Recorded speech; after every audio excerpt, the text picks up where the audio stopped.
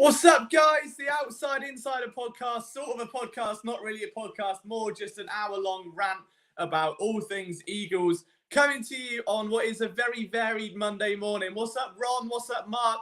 I appreciate the support, my guy. That is very, very emotional to start. It sounds about right. We start off on a good note. We're sure it's all going to deteriorate as soon as we start talking about the Philadelphia Eagles. But what an interesting first weekend of football that was across the board, not just Philadelphia, who did ultimately get the win over the Patriots, but teams like the Chiefs getting a very bad result, really. Like, they shouldn't have lost that game to Detroit. You had other teams. I mean, the New York Giants, for instance, last night, it wasn't that bad, okay? The Eagles sucked. They could have sucked harder. I think that's the best way to look at this game. Matt says the game was a bowl of hot garbage soup.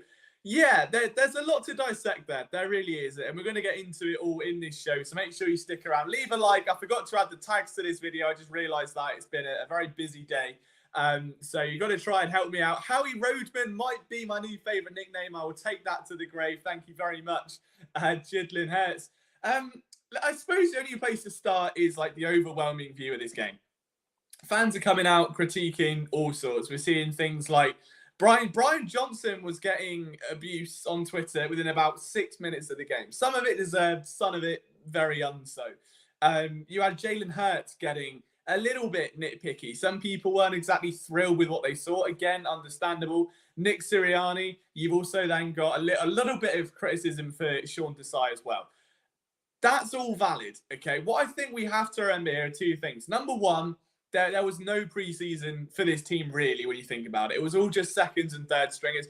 And you will notice teams that typically did play their starters for a bunch in the NFL this past preseason did get a little bit off to a better start, I think. There are a couple of teams that stood out in that regard. Some didn't. I mean, Baltimore weren't exactly firing on all cylinders for most of their game, but nonetheless, you could tell where it matters. For some teams, it doesn't for others. Where it really mattered for the Eagles was the fact that you've got two brand new coordinators. You've got a new coordinator. Sure, Brian Johnson has known Jalen Hurts since he was -5 years old, but you've still got to build that rapport. You've still got to instill the offense and learn. It's all very well calling one play, but then you've got to do it to your starters. You've got to understand how a slant looks with A.J. Brown is different than how a slant looks with Olamide Zaccheaus, okay? How an RPO looks with Marcus Mariota and Boston Scott is very different to Jalen Hurts and 18 times of Kenny Gainwell. That has to be accounted for. That some spots it might have been, yeah, this worked in preseason, whatever, we'll go with this. You haven't seen it. No one has seen what this Eagles offense is. Same with the defense. Like, the defense, for my liking, outside of a few core plays, some big moments from the likes of Jalen Carter and Jordan Davis, very pedestrian. A Darius Slade tipped interception. Had that not happened, this could have been a very different game very early on.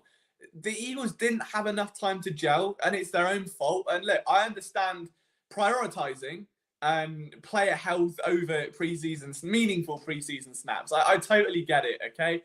The Eagles have been one of the healthiest teams in the NFL since Nick Sirianni's takeover. I'm not against it, but you're going to have rust. You're going to have teething problems. It's expected. Before we get to the actual core issues, I mean, there are comments here. I'm trying to read them. You see my eyes sort of darting around the room, and I agree with every single one, okay? Ron says the DL couldn't get home.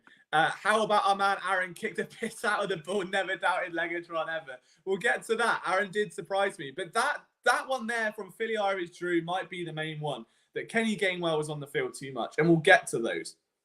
And before we do, okay, just zoom out. The Eagles sucked on Sunday. They come away 1-0. The Cincinnati Bengals sucked on Sunday. Joe Burrow, after signing a huge contract extension, sucked on Sunday, and they lose to the Browns. Patrick Mahomes, reigning MVP, Super Bowl champion, arguably the best quarterback in the last 10 years, sucked. Got upset by the Detroit Lions.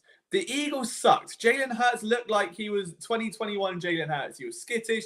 The offensive line was very, very poor, I think, for most of that game, which forced him back into those old habits of having to get out of the pocket quickly, of having to get off that first read.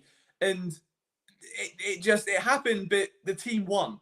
The difference is they won. Now, the tricky thing is, They've now got to get home. They've got to buck themselves up. They've got to lick their wounds, and they've got to host the Minnesota Vikings, who are going to cause problems in some different areas. I think the offensive line is in for a bad day if the same level of play repeats itself on Thursday night. However, defensively, Kirk Cousins was getting abused on Sunday, and that does bode well. That kind of balances out a little bit there. So the main thing, before we get overreactionary, before we critique Brian Johnson, before we critique the assertion of Kenny Gainwell in this game, before we look at anywhere else, the one thing we have to remember, 1-0.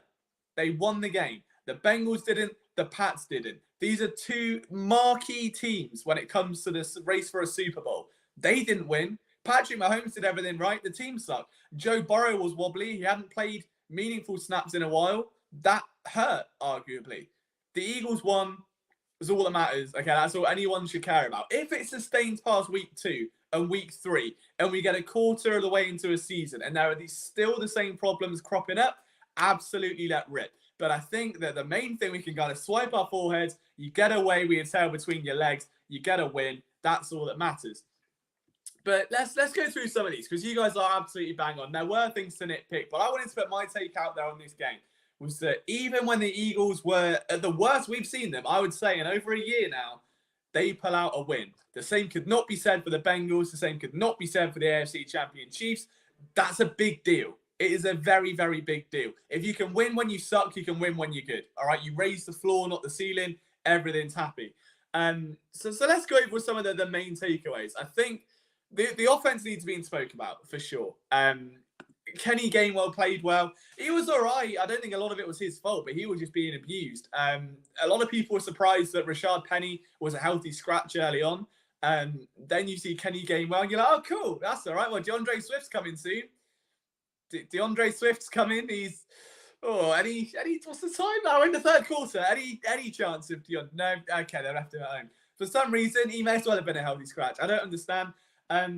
6 months ago, I'd have been fine with that. I'd have really, really been fine with the idea that Kenny Gainwell would come in as running back 1. I mean, as soon as he kind of ripped into Miles Sanders' his playoff snap count and his targets and his snap and his rushing attempts, like, the writing was on the wall. I was like, the Eagles are going all in on Kenny G. Then they go and get Penny. Then they, like, obviously get an offer they can't turn down in DeAndre Swift. And you'd luck with it. There's a lot of loaded, like crowdedness in that backfield. And that's going to be an issue for a few weeks while they figure it out. Let's not forget, 2017 J.J. LeGarrette Blount. I'm pretty sure there was a game where LeGarrette Blount had like 3 carries for 7 yards, and everyone panicked for the same reason. And then a few games later, it kind of settles in. This isn't new, okay? Again, if you've got a committee backfield where you're still figuring stuff out because the offensive coordinator's new, you've got teething problems, it's going to happen, okay? That you've just got to iron these things out. I don't think it's the end of the world that Kenny Gainwell saw a ton of snaps. It's the way he was used, I think. Running him straight into Jason Kelsey's backside 30 times in a row isn't sustainable. I understand the Patriots were doing a fantastic job at sealing the edge and stopping Jalen Hurts from keeping those read option passes, but there has got to be a level of, whether it's pivot, awareness, or just different play call. It's not even Gainwell's fault. Gainwell gets told to get the ball, run forward. He does it every time. That's not on his shoulders that he's doing his assignment. Brian Johnson's offense was relatively pedestrian. It felt extremely conservative. Everything was like less than 10 yards. It felt very Sam Bradfordy. We'll go there. Until that rogue Jalen Hurts to A.J. Brown pass that felt like Carson Wentz in Seattle, and everything then like sparked a little bit. And now they almost like they took the leash off of Jalen, and they understood that there was a sense of urgency that maybe wasn't there before. And then because of that, the Pats were like, we can't get beat deep. They sat back, and it was just AJ underneath, and it was easy. And we hadn't seen that all game. I don't want to talk about the last 2 minutes where that 4th down, the fact they burned through 3 plays in 11 seconds without a pass attempt, like bad on Sirianni's standpoint. Coaching was bad. Execution was worse. The Eagles got away with a win. We'll keep reminding ourselves of that notion throughout this stream for the next 50 minutes or so. But yeah, I don't think Kenny Gainwell's usage was on his shoulders as much as it was the fact that he was just being told, just keep the ball and run, and it couldn't happen. It just wasn't going to go for him. We'll go through some of your other guys. Drew says, Pats had a good pass rush last year. Yeah, I mean, I was surprised after the opening quarter. Like, I remember tweeting, it genuinely flew by. I don't think I've ever seen a quarter of Eagles football go that quick. It was really strange to me. And then all of a sudden, Matt Judon starts showing up, and the offensive line starts getting terrible, like, penalties and holds, and they're all over the gaff. And then Jalen's struggling. And if Jalen Hurts does get skittish, which is exactly what Bill Belichick's going to do, he's going to scheme up a defense to do that to you. It's only going to end in tears, because he is going to get knocked off his rock, and he is going to try and run around, and the throws were sailing again. Even the technique, everything was high. It was very much 2021 Hurts, which again isn't bad, but when you know the ceiling is that much higher, there has to be that level of confidence and composure that there just wasn't afforded to him, because the offensive line was being beaten to a pulp for most of that game. Doc, it's nice to see you, my friend. Hurts also needs to see the field better. Yeah. Again, I think like he settled into it maybe the fourth quarter. I've just seen the Monday injury report. We'll quickly go through that as a live pivot on the stream. I'm going to get this up.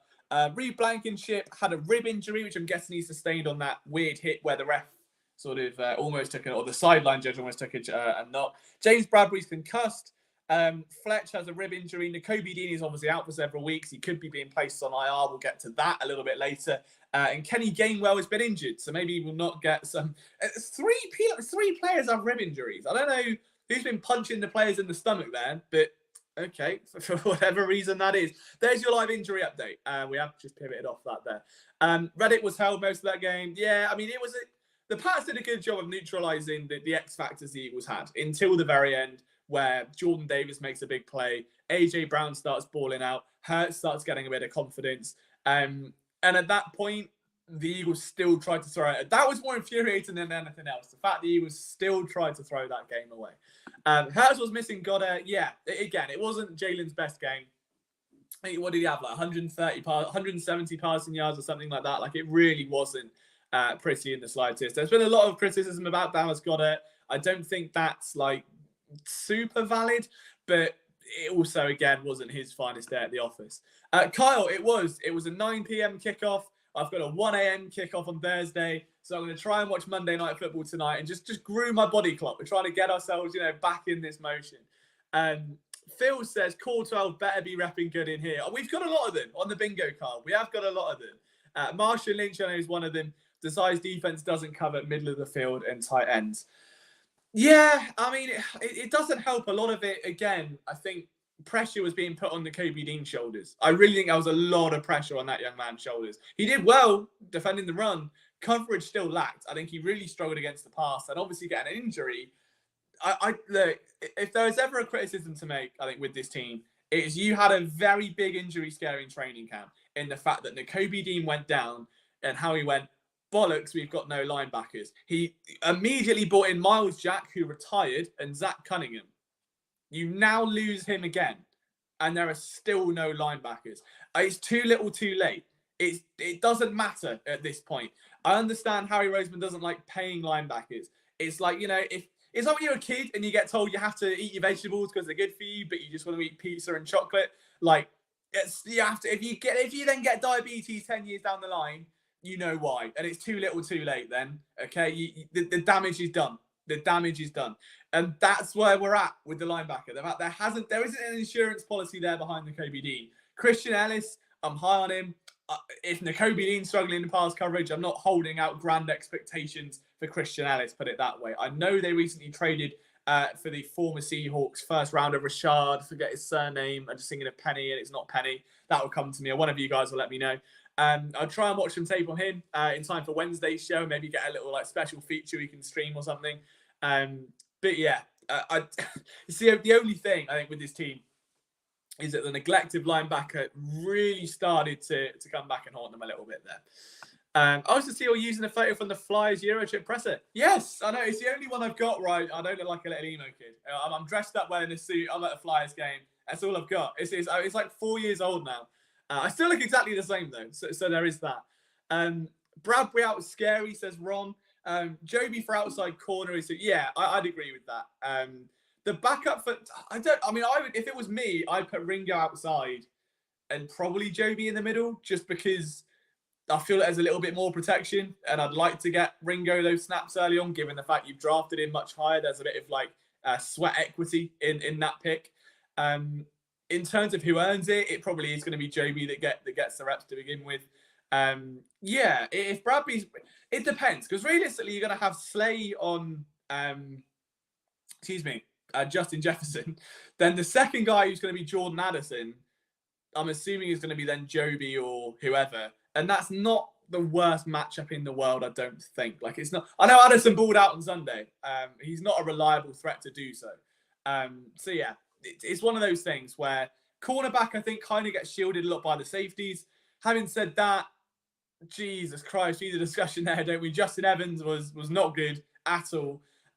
You've then got Terrell Edmonds, who some people are kind of pinning to come in and help that linebacker position, to start at Mike, to give some relief to an injured Nakobe Dean. So you're light on safety. So there are just positions of area where it's a little bit down. But Sidney Brown, while we're talking about safety, as Doug mentioned, that special teams play where he just flew in like a homing missile, very impressive. Probably the highlight of the entire game for me. I think that was a brilliant play by Sidney Brown to make a statement. Excited to see what he can do in this defense long term. Jalen Hurts, DG disappeared for a game every now and again. Nothing to be concerned about right now. Yeah, that's true. I don't know. It's going to be intriguing to see where this team goes coming into next week. Thursday is scaring me a little bit, I think, just because, again, the Vikings do match up quite well. But then Kirk Cousins just got absolutely obliterated for forever. So I'm not too worried. But then again, I did think that the Pats had a banged up offensive line. I'm pretty sure they were without two starters and one was like questionable going into the game. And they still found a way to negate that pressure for most of the game. So I don't know. It's going to be interesting. But Nick Sirianni has got his work out for him to, really light the fire under that team and get them going again. Ron says Brown looks like a great future prospect as box safety. Yeah, absolutely. I think he's flashing all the right traits at the right times. Looked good in preseason, looks better on special teams. You're going to build up long term. He's the perfect long-term partner to someone like Blankenship, who is going to be much more prolific in pass coverage, isn't the strongest tackler. Brown isn't the strongest tackler either, but he hits a lot harder. He's going to make a lot of turnovers. He's going to force a lot of fumbles. And he's got the speed and the twitch to kind of carry those tight ends and slot receivers down the field. So I do like him, again, in that star role, if you will, sort of just marauding that defense in a way that I guess can be likened to Malcolm Jenkins a few years ago. Tyrann Mathieu is probably the best example of it. I'm high on him. I really think he's going to be a key fixture of that defense for years to come. And I do wonder if without Nakobe Dean, they start going for a lot more heavy DB sets. So there's no reason, realistically, you kind of Reddick and Smith on one side. I don't want to put Sidney Brown in the middle, but maybe you could bring Terrell Edmonds down. You put Sidney Brown and Blankenship over the top. There are ways to pivot around it without having to bring in linebacker depth. It just sucks that you're having to go to that extreme as default rather than it being a flexible option, For when your coordinators maybe got home, had a few whiskeys and it's going, let's put Sidney Brown there. Instead of that, it's like, we have to do this because there are no linebackers. That's the aggravating part. O-line and D-line are playing on Arizona turf. Yeah, for sure. I agree with that. It wasn't exactly great out there. Brown on a safety blitz is going to be fun. Yeah, I agree with that. He's going to be an electric player to watch, I think, for years to come. One of my favorite picks of the draft. I loved him and Ringo, I think, more than I love Nolan Smith and Jalen Carter. Having said that, we have to give Jalen Carter his props because he was a force to be reckoned with in that opener. And say what you want about the defensive line, say what you want about the lack of pressure, whether it's a scheme or whatever. Jalen Carter, I think, was the one constant on that defense from start to finish. He was noticeable nearly every other play, I would say. You just see him near the ball. He was really, really impressive. You could tell that I think there was a bit of a chip on his shoulder that he wanted to come out and make an impact. And yeah, I think that's the perfect debut for him. In a game where the defense itself struggles, to see a player that you've invested that much draft capital in, not just go under the radar and go sinking with the ship, but to really fight and to really make plays that turn the tide of battle at some point. That's everything you could want in Jalen Carter. And also Jordan Davis. We were saying the other day about how Davis won't get the flowers he deserves in a way that, guys like Fletch don't anymore, because a lot of what they do is off the ball. It's swallowing up double teams and it's allowing those edge guys to thrive. he again came up with a big couple of plays there for the Eagles, and that has to be appreciated for sure. Kelsey and Jurgens look so supposed to play together. I don't know if that's.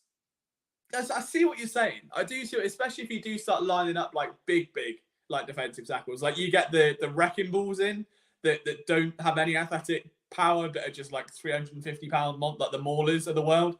I get it. I mean, but again, Jurgens had that worry coming out of college. I'm pretty sure Kelsey did as well. The difference is the athleticism and the way they were to block. Like Kelsey's intelligence more than makes up for that lack of size. His ability of like understanding his own body, like where to generate the power from, when to pass something off, where the help's needed.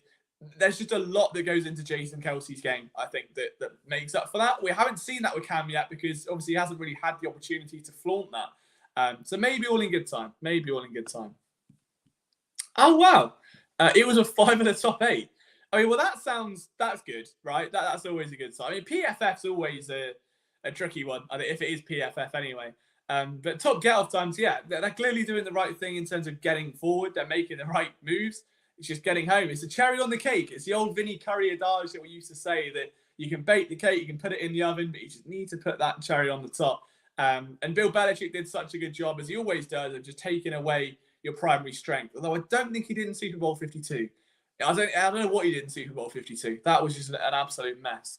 Rashaan Evans, that's what I'm going to talk about. Yeah, the guy that the Eagles have signed in as like an emergency cover for Nakobe Dean. I honestly don't know. I'll be honest. I'm not going to lie and pretend to know what I'm talking about. I haven't seen a lot of tape on him. I will watch some stuff over the next couple of days. So for Wednesday's show, we will be able to go a bit more in depth. Maybe we'll just even have like a live Rashaan Evans film room. I'll see how much tech my iPad's got to be able to orchestrate that on a live stream. But yeah, I'm intrigued. It's good the Eagles have been able to find a player that was former first round potential. In terms of what he can do, what he can't do, again, I've not really watched the tape. I don't want to mislead you and say, yeah, he's great, and then he suck, and then you will have a go at me. Like that's not fun for anyone. Any 3 guys over 275, all were Eagles. Wow, fair. There you go. See, Ron bringing us the numbers on a Monday evening. But what else do you guys want to talk about? Obviously, we're only 20 minutes into the show. We've got an hour to go over the game itself and the train wreck that it was. What I will say is, I think, okay, we'll go into Nick Sirianni next. I think he does need a little bit of criticism because the lack of game management on those final 3 minutes, appalling. Absolutely appalling. The Eagles get the ball back, 2 minutes, 11 seconds on the clock. Pats have 3 timeouts. There is no feasible way. There is no way you allow yourself to go 3 and out with was it a QB run or something on 3rd and 9 as well, and the Pats having 3 timeouts. Like, you know they're going to burn them, but you have got enough willing. The thing is, the Pats weren't exactly playing like tight coverage on the outside. We know that because AJ Brown was eating up yards underneath. Okay, I do want to go back and look at the film and see what the looks were like that were presented, but it was gettable. You could have easily put a 4-5 yard pass in there. It felt like all game long, it was pass first down. No, it was run first down, pass second and long, miss, run 3rd and 10. Run 3rd and 10. Why are we running 3rd and 10? 3rd and 9, 3rd and 8. 3rd and 7, you start passing. Like, it's backwards. And then you get to that drive, 2 minutes 11. You think they've got the ball. They somehow, some way stop the Pats scoring through a heroic play from that defensive line. 2 minutes 11 seconds, possession in your hands and a 5-point lead. And by the time you get to the 2-minute warning, done. 3 plays out and you're giving them the ball back. It is just remarkable. And then, obviously, on the 4th goal or 4th attempt, I don't know. There was just a lot wrong with it. But then the next one, obviously, Pat's gone down the field, Eagles sort it out, and then it goes wrong again. But there's just an element there of a lack of awareness, I think. A total lack of awareness where you haven't executed well all day. The same stuff. I don't know why you're calling it in a clutch scenario where you have to dictate the tempo. Like, if you haven't been able to run the ball all day, and it has been a run-focused, Kenny Gainwell at the middle every time offense, why you're calling that when the Patriots have been able to prove they can stop it time after time after time is just dumbfounding. Like, they're sticking to what you know, but if you know it's shit, don't bother. There's a motto for you, everyone. Put that on your wall. Put it on a poster. Forget live, laugh, love. All right? Stick to what you know, but if it's shit, don't bother. And I think I don't understand why the Eagles were continuing to just pound the same plays 2 minutes 11 on the clock to blow up by the time the 2-minute warning even hit, then save the day, and then mess it up again. Like, a minute later, within the space of 2 minutes, you've thrown the game twice. And had it not been for a Keishon boot, if you will, missing the sideline, I don't understand. It is just absolutely remarkable. I think we might have an update. Give me 2 seconds here. We might have an update. I can't tell. So this is valid. Not just checking text. It is about the Eagles. No bueno for Reed. I don't know what that means. I think Reed Blankenship might be out, I think. But all right, cool. So it was Eagles writers. It was PSN stuff. We're just trying to go over injuries and how to cover that on the website. But yeah, if Reed Blankenship's out, that's bad news, because then you're going to have to rely on Justin Evans. He hasn't done very much. I'd put Keely Ringo at safety, to be honest. I mean, have Ringo and Sidney Brown back there. I think those guys could do the business, if you will, against the Vikings at least, and hold the fort. Joby's okay at corner. He can survive on an island. He's proven that time and time again.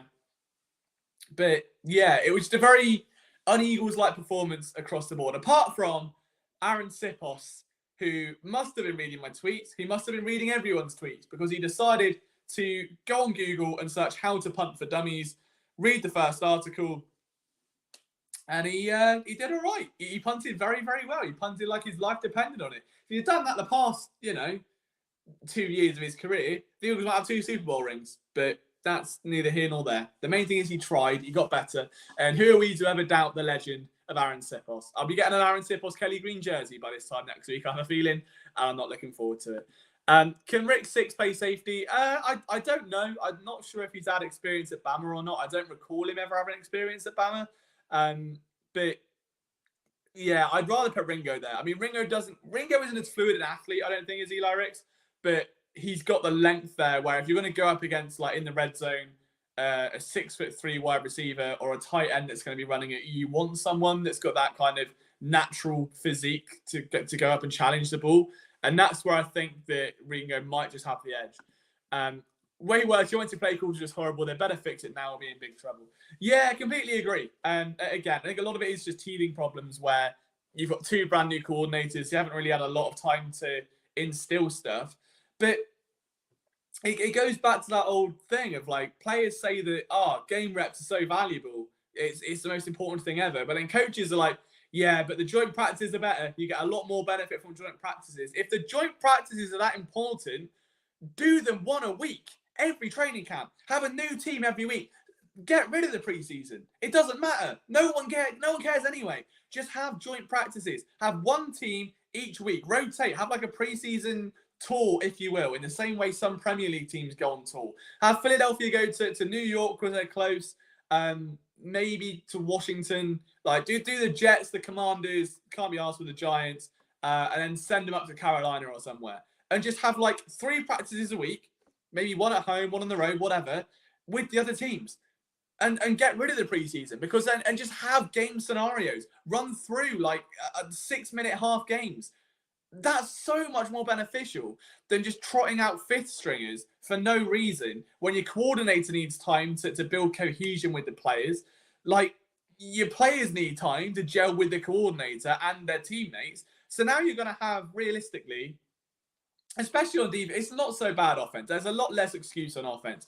On defense, you've got Nolan Smith, brand new. Jalen Carter, brand new. Sidney Brown, potentially, brand new. Reed Blankenship's only young. Justin Evans and Terrell Edmonds, both brand new. That's half of your defense that is brand new. Nakobe Dean starting in a role he didn't start last year. That's brand new to him. He's now leader. He's the heart and soul of that defense. That's brand new. You cannot expect instant cohesion without the summer to build on it. And if you're just going to be going, Nakobe was with the 2s today because his wrist hurt, and we kept him out because he felt a bit poorly, and then we're going to bring him back in and he can work with John from Wawa at linebacker. It doesn't help anyone. And you're going to get to a point like this where the Eagles, bear in mind, like, you're playing deep into February and then the rug gets pulled.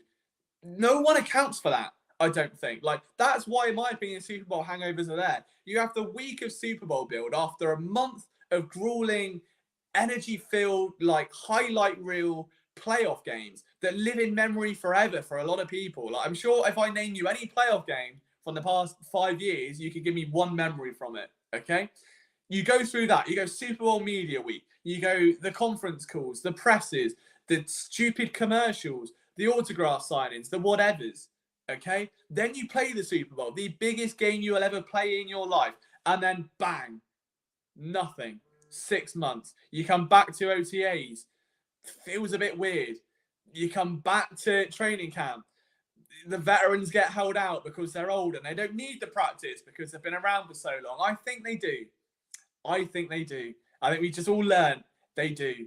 And that's the thing. So if it's me in future, obviously it's a much wider discussion of going to the NFLPA, it's going through whoever.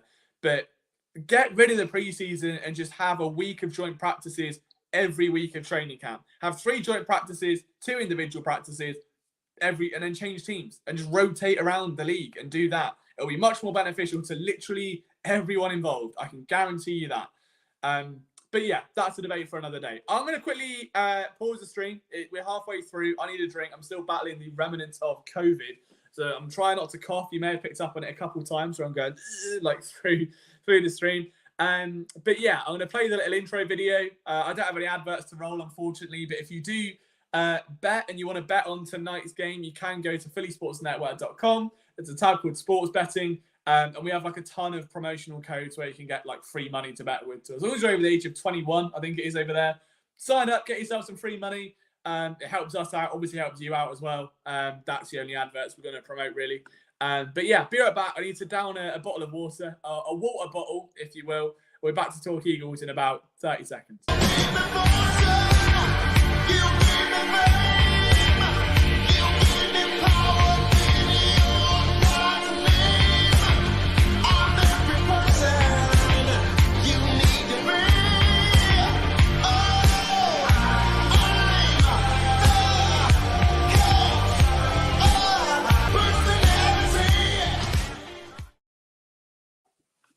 Bang! We're back, just like that. I'm a refreshed, I'm a rejuvenated Liam. My voice doesn't sound it, doesn't feel it, but alas, here we are. So water bottle is definitely the play. Yeah, we had to sneak it in somewhere. Big grey water bottle. Sure, the Eagles could have done with some of them the other day. Maybe would have helped with fatigue or something. I don't know.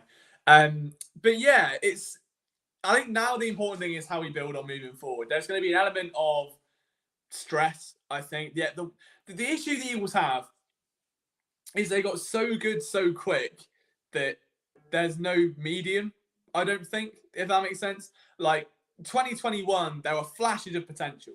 2022 skyrockets everything. They have the easiest schedule in the league. They pissed through it, no questions asked.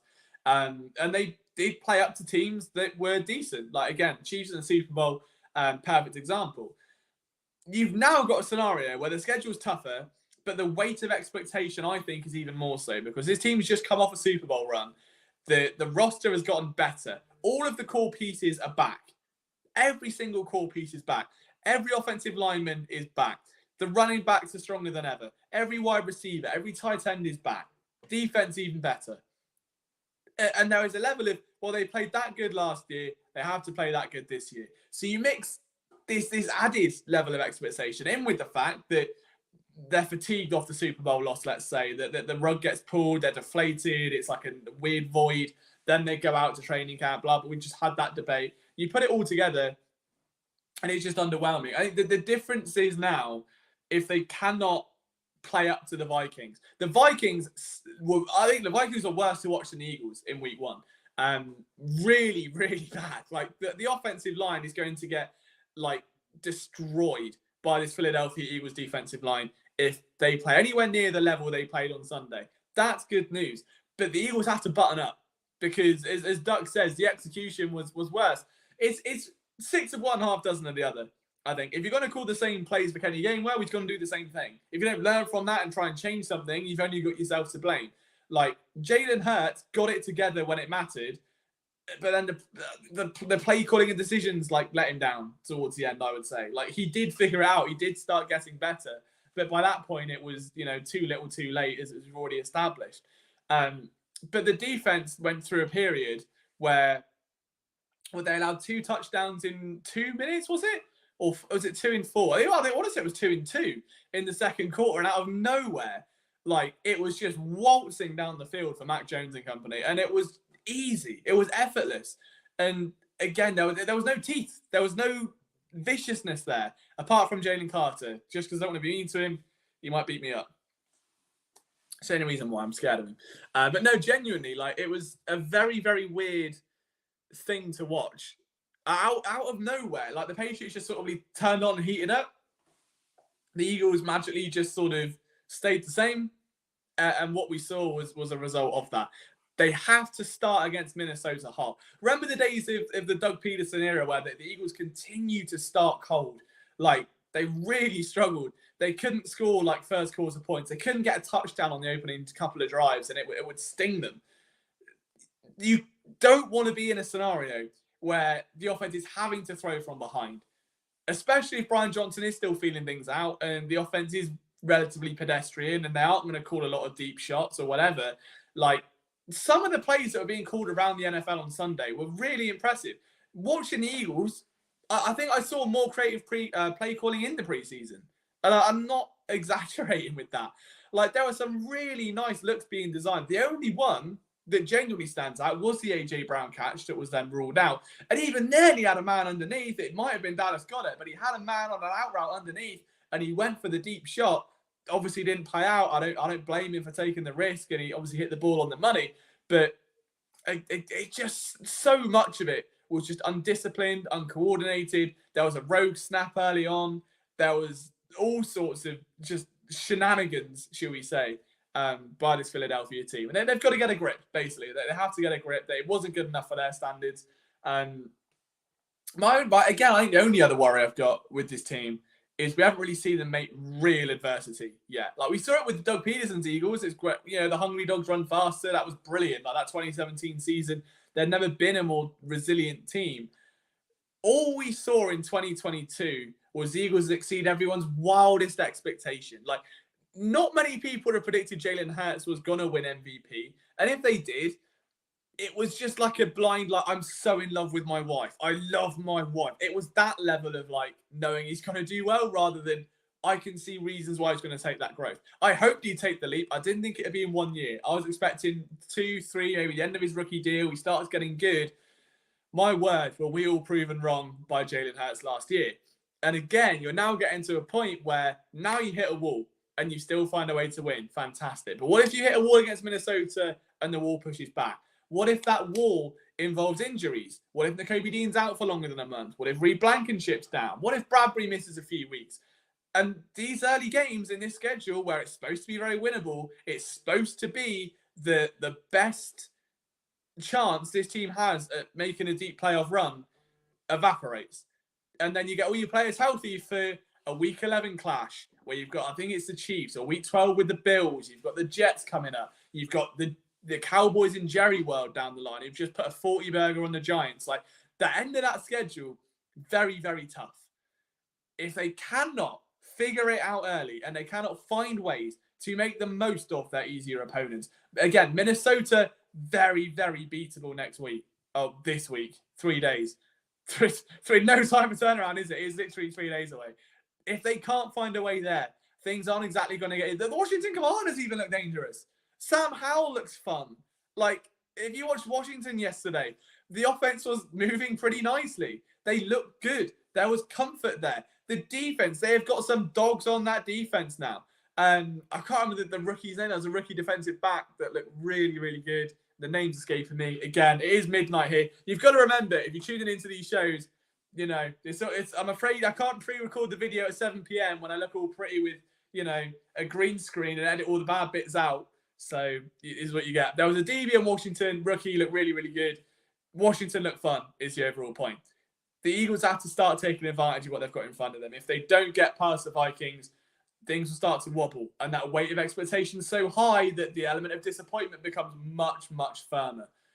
It's like buying a stock when it's 50% up and it drops. Like, you're not buying down here and having all the fun of riding it up like last year. You're now buying this team up here because you've seen what this team is. And if the team starts to drop and if you start to lose confidence, it stings so much more and it can start to spiral. I think it gets to that. I really don't think it gets to that. I'm not trying to spread some panic around here. It's just explaining the realistic approach that if the Eagles do start to maybe wobble a little, or they can't quite figure it out, or that step forward isn't quite enough to beat the Vikings or whoever, that there will be people that panic. And you're going to have things like WIP that just, I don't know. Let's not go down that road. What I will say, though, really quickly, is that if you are tuning into this and you're maybe been around for PSM for a while and you don't tune in the mornings, we do have a breakfast show running every single day of the week, weekdays anyway, Monday to Friday with Phil Stifle, trending in the AM, goes over everything Philadelphia sports related. Amazing host, even better guy. No, I think he's as good a host as he is a good guy, to be fair. Fantastic in both elements. Just make sure you show some love to that. I think it's like 8:15 every morning. Perfect way to start your day. It beats the sports talk radio BS, and you get to have your opinions heard like this. You get your comments pinned on the live stream, get to have a discussion and dictate the pace of the show, which is a really cool feature. So yeah, I'm kind of taking the PM element. Phil's got the morning. You've got PSN content all over the place. And just, make the most of it. Make sure you say hello to Phil tomorrow morning from myself. Yeah, there were a few, to go to Ron's comment, a few like dodgy throws. Again, I think a lot of it was almost trying to force it. I think Hurts had the urgency. That's the thing. Hurts felt what was going on, probably that like there was a lack of synchronicity. I think that's the word I'm looking for. Like there was a lack of it there. So he's trying to force it. He's trying to put that ball on the hand. He's trying to get it out a bit earlier. And there's an element there of just rushing and it being a bit zippy. And again, I mean, I think that the best thing I ever heard from a QB coach was that a quarterback's throwing mechanic is like a golf swing. And that it's like you've got 3 seconds between the time you get the ball, you're in the pocket, you're going through your reads, you make a decision, and then you do the athletic throw.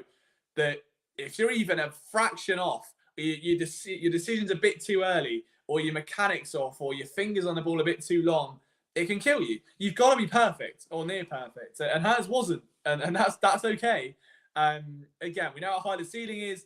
I think that's the flaw, though. But, I mean, even there, like, there weren't bad plays. There weren't dangerous plays. There were a couple.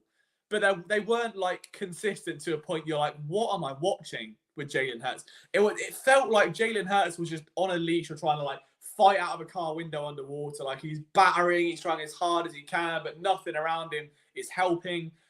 That, to me, felt like the Jalen Hurts we saw on Sunday. We know what he can be when he's at home, when he's comfortable, when he's got the offense firing on all cylinders. And you saw it with that late flurry of just rockets to A.J. Brown again and again and again and again. When that heats up, he's unstoppable. You've just got to get him rolling early, I think, for sure. On that note, to be fair, Devontae Smith's early touchdown, very, very nice. For anyone that did follow the PSN betting articles, we did pick, I believe, a Devontae Smith anytime touchdown. So well done for your double money there. I still very, very high on Devontae Smith. I think he had a solid game.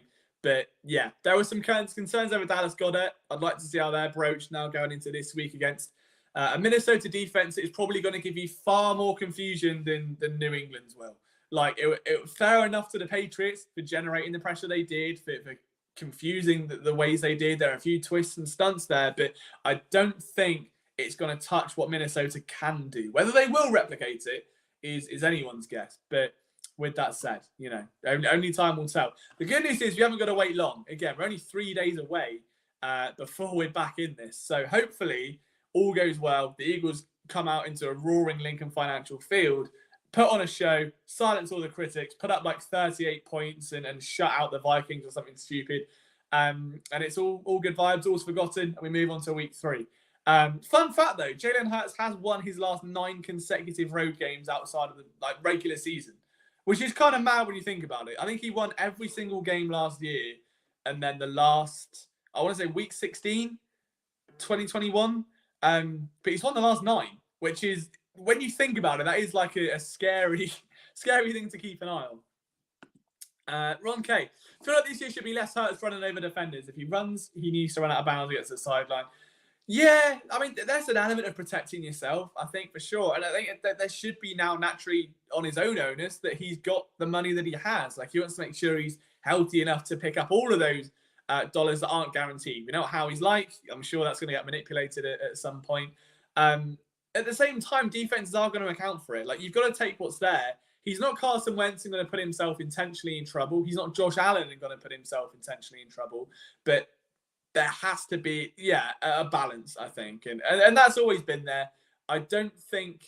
the only, again, way to look at that, or the only thing you're referencing would be when he is physically trying to hurdle defenders or trying to shake them, or at the goal line and stuff like that, where there were times last year he would like get absorbed, and because defenders can't really hit quarterbacks the way they used to, he's just pushing through and like staying on and churning up. I think there was one play, was it the Giants, where he like just shrugged off like 2 defenders and somehow scored a touchdown or something like that.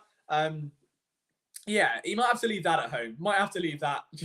put that away for now. Keep the superhero cape under the bed for another day.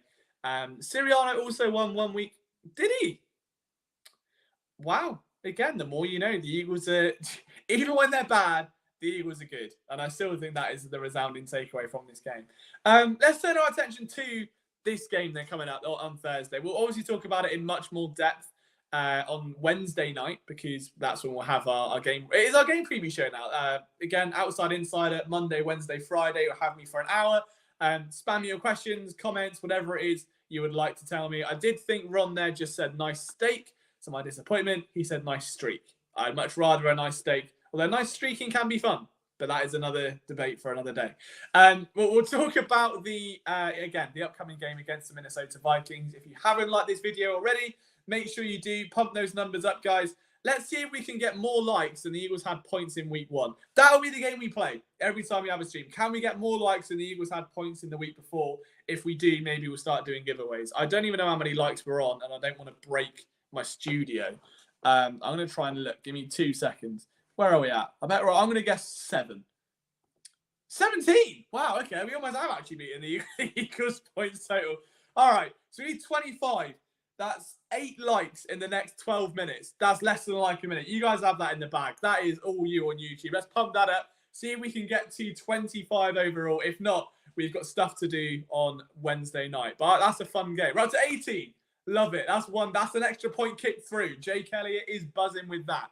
And while you guys get to work on that, I'll start talking about the Minnesota Vikings and whatever atrocities they faced in week 1 against the Tampa Bay Buccaneers.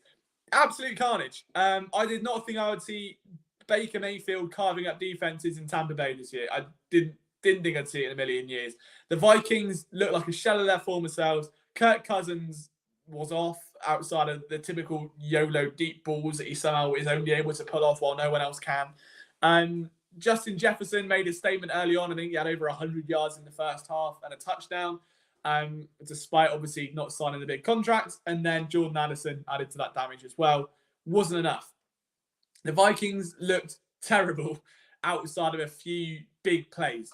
It was a big touchdown by Addison, big plays by Justin Jefferson. When they weren't there, it was a mess. And Kirk Cousins was struggling. There's no Dalvin Cook in that backfield anymore. And I like Alex Mattison, but I don't think I like him as an every down starter. And even that showed, I think.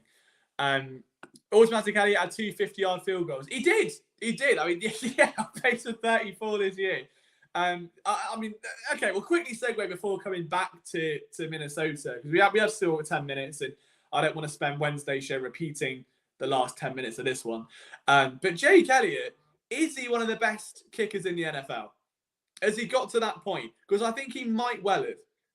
I don't think there's many that you can rely on 54, 55, 57 yards out to put as much zip on it as he does. Like, they don't just like barely scrape through the bottom. They fly through with meat left on the bone. It's a very, very rare ace to have in your back pocket. Obviously, Colts fans would know with someone like Adam Vinatieri for so long. Justin Tucker for the Ravens was another one. It's a bit early to start putting those labels on him. But I do think there is the upside there where like we could be talking another 5-8 years of Jake Elliott. And when you look back on that Eagles career, when you look at the Super Bowl, when you look at, he's been to 2 now, essentially, like there's stuff there. I remember the Caleb Sturgis era. God, we've come a long way. He did miss the PAT. Yeah, but you know, everyone misses a sitter every now and again. But yeah, back to Minnesota. Yeah, I think that's Duck nails it on the head. I think for sure that Tampa didn't do anything of interest. Like I don't think they were playing out of their skin. There wasn't a lot of creativity defensively. It was just the offensive line just looked really unprepared, really undisciplined. Kirk Cousins is then under pressure and under duress. I know he's typically good under pressure, but when you've got no time to throw the ball, different kind of pressure, isn't it? There's like under pressure in like the PFF kind of under pressure where you're like running around and you're improvising. And then there's the I've got the ball shit, like that pressure. And that was what Minnesota had. Like they really struggled week 1. And if Jalen Carter was able to bully his way through New England's offensive line as many times as he did, I think he will have a field day against Minnesota if all goes well. Automatically, I had 1 year. Yeah, he did. He had what year was a rough year? Like, was it 2019? I want to say might have been 2019 because I think it was a year where everything was going wrong, wasn't it? It might have even been 2020. I might be wrong. But either way, yeah, he has just been incredible for the part. He doesn't get his flowers. Kickers normally don't, just for obvious reasons. But if I spent all of the energy, you know, building up pitchforks and protests and GoFundMe's to get Aaron Sipples out of Philadelphia, and took all of that and put it in towards Jake Elliott and his love and how good he's been, my life would be much better. I need therapy, I think, for that. But yeah, I mean, these streams basically are just post-game therapy at this point. It's kind of just venting it all out. I think we have touched on near enough everything. Is there anything else you guys did want to go over for today? Was also the year he got there you go. That's it. The money talks. You take the year off, isn't it? That's the way. Pass out the blueprint to deal with our defensive line. But that's the thing. And like, I don't think it's exclusive to New England because the Giants did it religiously. For the and in the Jim Schwartz era, everyone was the Giants. You always beat the Giants. Like no, you don't. You don't beat the Giants because Jim Schwartz gives them lifeline after lifeline after lifeline after lifeline. Like it's not easy because all you're going to do is throw underneath and throw screens and dump it off to tight ends and dump it off to running backs. Like it's not hard if you're playing soft coverage to get yards. Bend but don't break is fantastic in philosophy. And then you get down to the 20 and it's like you've given up 80 yards in 6 plays and you're almost guaranteed to give up a field goal. It's not ideal. I think the difference is with Sean Desire is that he can get aggressive. He likes being creative. So it does sort of offset that because you can't take for granted that you're going to have a soft shell cover 3, where the corners shade the play inside and the safeties drop down and maybe you roll them over or whatever. Like, it's not a guarantee anymore. It's very much this guy could go there, this safety could come down, the defensive lineman could pull back. There's the unpredictability which sort of masks that. But we didn't see it much yesterday. We didn't see it much at all.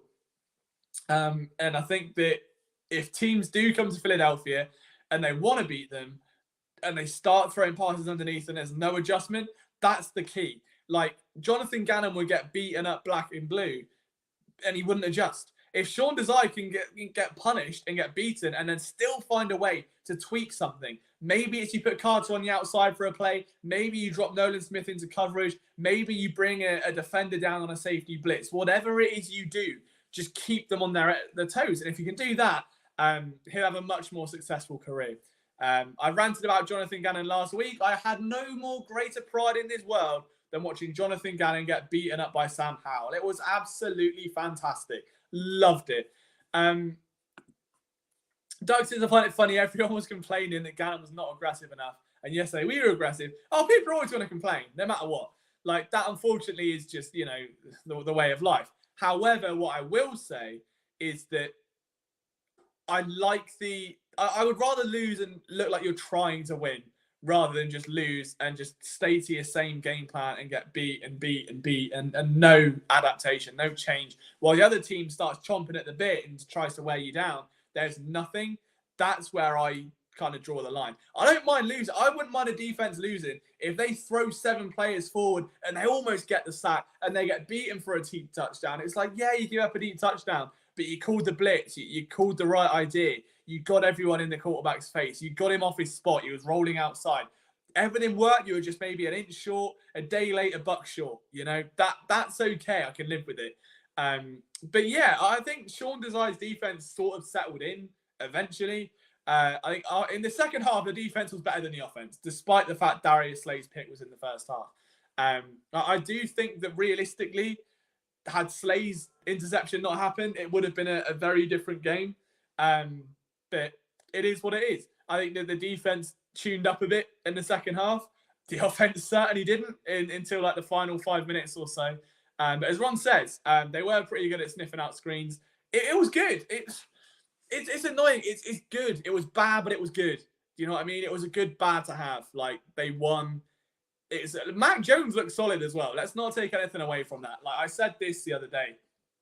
I'm pretty sure it was maybe even Friday stream where, like, yes, the Eagles like won, but the Patriots didn't.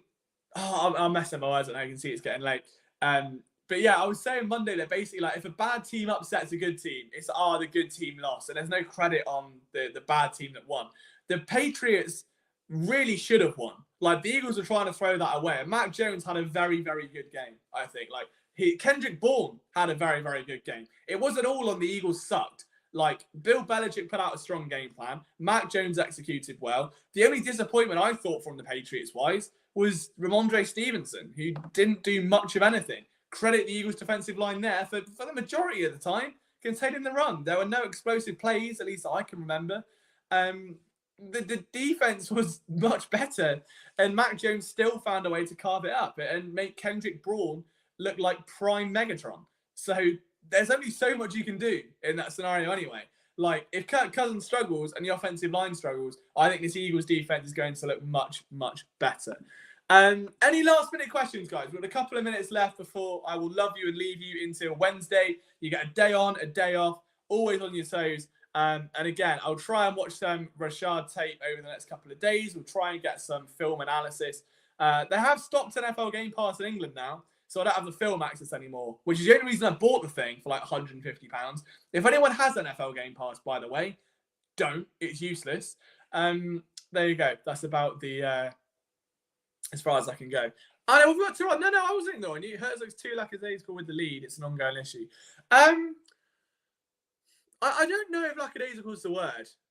I don't know if it's him. Put it that way. I'm not sure if that was him or an example of like Brian Johnson or the play calling or whatever. We'll see what it's like this week. I think that's valid to say that there was an element of complacency with the Eagles and the offense overall.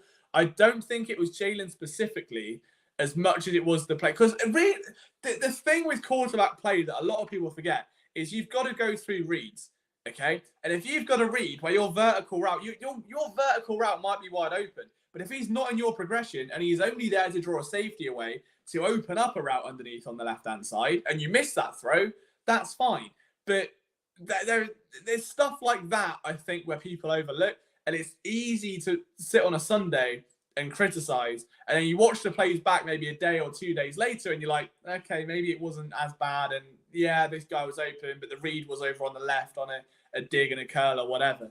But yeah, I think, yeah, it's a tricky one. Doug says he plays to maintain the lead instead of adding to it. There's two people that have agreed. I'm just not entirely sure it's him. I think it might be the offense. But because he's got that fiery mentality. We've all seen it. Like, when the foot's on the gas, there may be no more better quarterback in the NFL. When it's off it, I don't know if it's him taking it off or if it's the coaching staff.